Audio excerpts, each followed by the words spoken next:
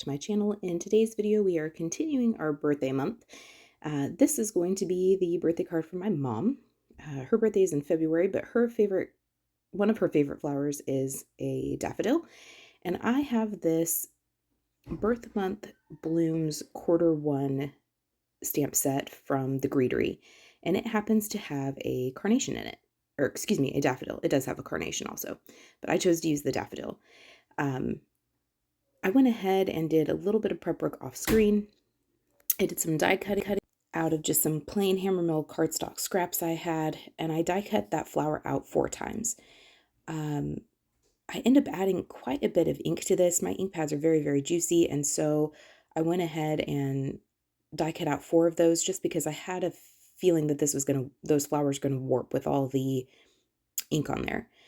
So this is the Togetherness Blooms Bouquet, Togetherness Flower Bouquet. This is from Hero Arts. I'm going to get my greeting from that today. I have a Spellbinders 3D embossing folder. This is the Tufted embossing folder. And I have some black cardstock. This is from Sirio Color. This is their ultra black. And on my embossing folders, I have gone through, and if I figure out a sandwich that works for my Spellbinders Platinum, I go ahead and create a black label to put at the top corner so that the next time I go to use it, I don't have to sit there and figure out that sandwich all over again. I also have this pattern paper pad from Waffle Flower. This I got as a free gift, I think. This is their Modern Patterns Neutral set. I'm going to be using some Concord and 9th inks to do my stamping today.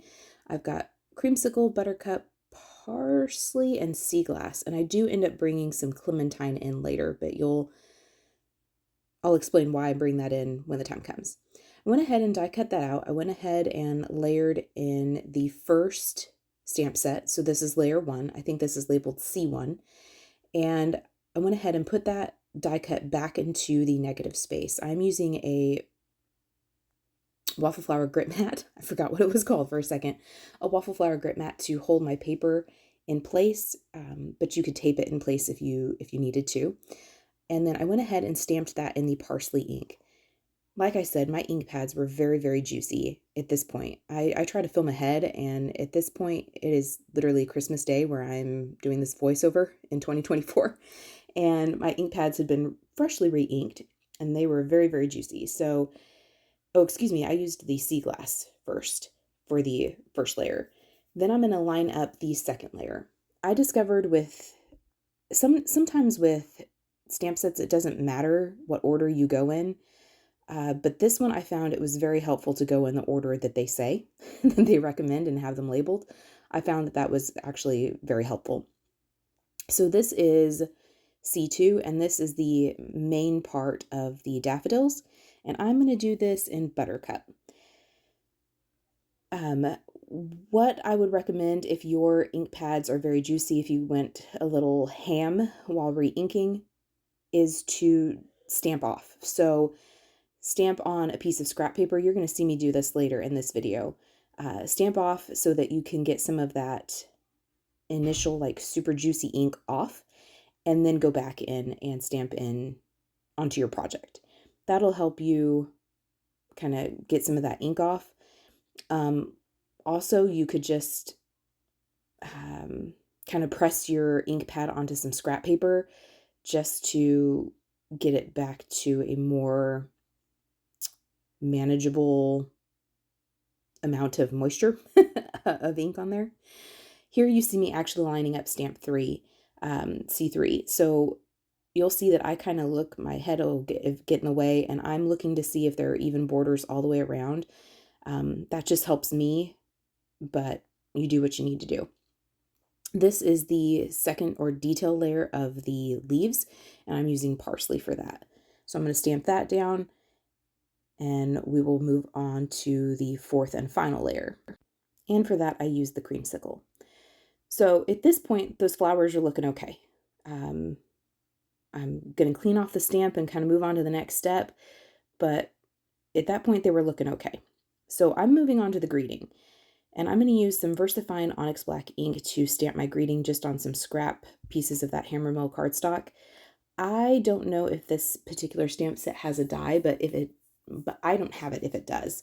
So I am not a huge fan of fussy cutting. Here, my stamp is dirty. My daughter will come in and play with my stamps, and so my stamp was dirty, so it wasn't even sticking to the door of my Misty. So I'm very carefully trying to like get that to stick.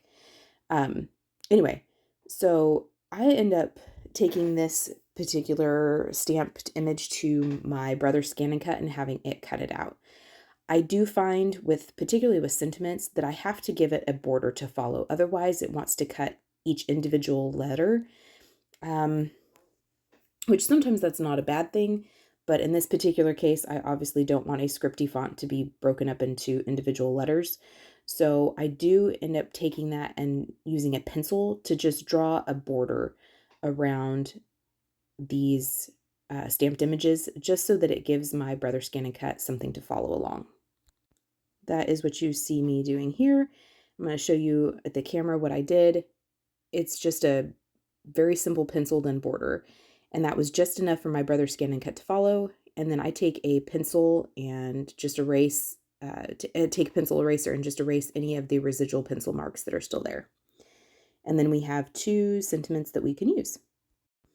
So it's at this point that I'm seeing that because my ink pads were so juicy, that all of the detail is gone.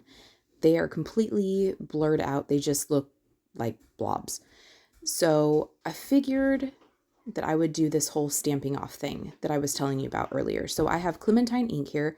I'm going to ink this up, and then I'm going to grab just a scrap piece of copy paper, stamp that off onto the copy paper, and then take what is the 2nd generation ink onto my actual project. So after I've done that, I did decide to go ahead and heat set that real fast, just to ensure that that ink didn't have time to, I guess, blur again. And I think that this did help. So I wanted those details to be just a little bit crisper, so I'm going to repeat that whole process. I've placed that die cut back into my Misty. I've inked up that stamp with Clementine. I'm stamping it off onto the scrap paper, and then I'm placing that 2nd generation ink back onto my project, and I'm going to heat set that one more time. I'm going to go ahead and stack up that die. Like I said, it warped because there was so much ink on there. It was just curling up on itself. So to help that flatten out, I'm just going to layer that up with more of those same die cuts and then place the stamped one on the top. There I'm showing you how much it's kind of warped. And that will help flatten it out very much so. What I've done here is I have taken a piece of that pattern paper from Waffle Flower, and I have layered it on top of that tufted 3D embossing folder, and just found an angle and a size that I felt fit our image. And then I'm kind of getting the lay of the land, seeing how I like everything. And then I apologize, I'm not quite on screen, but I do eventually get back on screen, I think. So here I'm just trying to get the lay of the land, see what I like. I couldn't decide if I wanted it on a black card base or a white card base. So I'm going to make another black card base out of that same cardstock, and we're going to see what I like better. I eventually settle on doing a white matte on a black card base. So I'm going to go ahead and take liquid glue, put that on the back of our floral and embossed panel with our pattern paper. I'm going to layer that on a mat that is just about 1/8 of an inch larger than our floral panel here. And then I'm going to glue all of that flat and centered to our card base, and then we can put our sentiment on. For our sentiment, because it is straddling those 4 stacked die cuts there, I do put some foam tape on either end of that sentiment, and then we're going to do some finishing touches. So I'm going to put some Spectrum Noir clear glitter brush all over the florals. I could do it over the entire image. I just decided to limit it to the florals. And then we're going to put on some gold baubles. I think these are from Tailored Expressions, but I'm not really sure. When I know where I got something, I will list that below. But usually if I don't know, I don't list it, just because I don't want to give credit to something that doesn't deserve credit. So I do believe these are from Tailored Expressions, but any kind of sequin, gem, pearl, whatever you've got will work. And I just put those in groups of 3, kind of following that arch and around the top portion of our flower. and then that will be the card complete. So I appreciate you spending time with me. I hope you felt inspired, and we will see you next time.